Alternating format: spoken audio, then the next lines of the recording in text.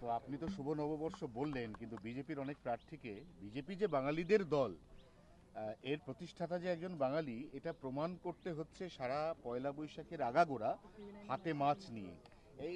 এইটা তাগিদটা কেন? মানে বিজেপিকে তাহলে বাঙালি নয়? না না, কেউ কেউ প্রভাবিত হয়ে যায় মমতা ব্যানার্জির কথায়। ভোটাররাই প্রভাবিত হচ্ছে না মমতা ব্যানার্জির কথায়। আমাদের নেতারা যারা নতুন এসছে তারা হচ্ছে আমাকে বাঙালি হতা। আমাদের বাঙালি দেখাতে হয় না, বাঙালি কিনা ওদের দেখাবে যারা ইউসুফ পাঠানকে নিয়ে আসে, যারা শত্রুঘ্ন সিনহাকে নিয়ে আসে। আমরা তো বাঙালি আছি, মাছ খাই, ভাত খাই। আর বাঙালিকে মাছে ভাতে রাখবো, কারণ এখানকার ধানের চাল আর এখানকার মাছ, সেটাই আমরা খাবো। মমতা ব্যানার্জি ধান চাষিদের মেরে ফেলেছেন, মাছ চাষিদের মেরে ফেলেছেন। অন্ধ্রপ্রদেশ থেকে মাছ আনান, কারণ এখানে মাছের স্বয়ংসম্বর নয় বাংলা। আমরা সেটা করব। আর দ্বিতীয় কথা হচ্ছে, যে রেটে বাহিনী ঢুকছে, সঙ্গে একটা গাড়ি নিয়ে ঢুকছে, সেই গাড়িটা দেখতেই লোকের ভিড় জমে যাচ্ছে, এবং এটা নিঃসন্দেহ যে মানুষের মনের মধ্যে একটা কনফিডেন্স তৈরি হচ্ছে। ব্যাস ব্যাস, সেই জন্যই এসছে।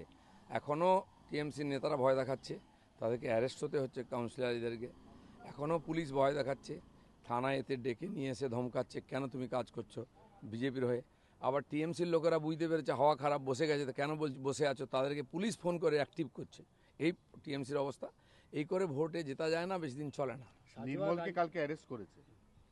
না না, অনেক নির্মল পরিমল সব ভেতরে যাবে। দেখুন না, এই যারা চমকে ধমকে রাজনীতি করতো, বস্তির ভোটকে এদিক ওদিক করতো, কেউ টাকা দিয়ে, কেউ ভয় দেখিয়ে, সবার কপালে দুঃখ আছে, অনেককে ভেতরে যেতে হবে, ভোট দিতে পারবে না।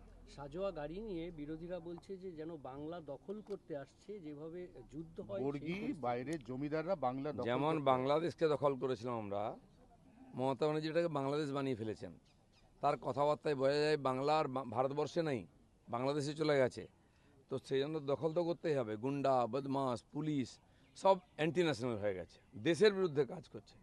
তো দেশ তো দরকার হলে শক্তি প্রয়োগ করবে তার ভূমি দখল করার জন্য। আর সেন্ট্রাল ফোর্স এই জন্য আছে, যেখানে দেশ বিরোধী গতিবিধি হবে তারা তাকে ঠান্ডা করবে। সার্জিস আলম, যিনি ভারত বিদ্বেষী মন্তব্য করেছিলেন, তার বাবা চিকিৎসার জন্য এখানে নিয়ে আসা হয়েছে কলকাতায়। তৃণমূল অভিযোগ করছে যে ইনি এলেন কি করে ভারতে। টিএমসি নিয়ে এসছে, টিএমসির লোক তো টিএমসি ভাষায় কথা বলে ওরা, তো সেই জন্য ভিখারিদের কথা ছেড়ে দিন। পাসপোর্ট ভিসা এটা ইস্যু করে কেন্দ্রীয় সরকার, তার ইন্টেলিজেন্স।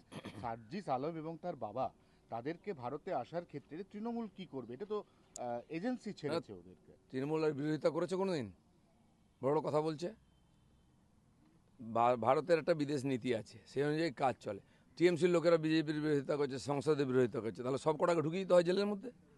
একই ব্যাপার আছে, বাংলাদেশ আর বাংলার কোনো পার্থক্য রেখেছে ওরা? সেই জন্য কেন করছে, কি করছে, মানবাধিকার গ্রাউন্ডে তাদের প্রধানমন্ত্রীকে আমরা জায়গা দিয়েছি, সেখানে কি অসুস্থ হয়ে মরে যায় দেবে? সারা দুনিয়ার লোককে আমরা জায়গা দিয়েছি। বাংলাদেশে কটা লোক আছে সেগুলোকে খাইয়ে পরিয়ে বাঁচিয়ে রাখতে পারবো আমরা। বুঝছেন, মানে আপনি খড়গপুরে অনেকদিন ছিলেন, কিন্তু অনেকেই তো বলছেন যে মানে বিজেপি 2021-এও প্রচুর নেতা হাইজ্যাক করে নিয়ে গেছিল, তারপরেও রেজাল্ট সেভাবে হয়নি। এবছর হাইজ্যাক করতে হচ্ছে না, আমাদের নেতা যথেষ্টই আছে, আমাদের লোকেরা যোগ্য অভিজ্ঞ হয়ে গেছে, তারাই ভোট করবে, ভোট জেতাবে, পরিবর্তন নিশ্চিত। ধন্যবাদ। হ্যাঁ, দুপুরে আপনার দেখতে এলাম, দেখিনি তো।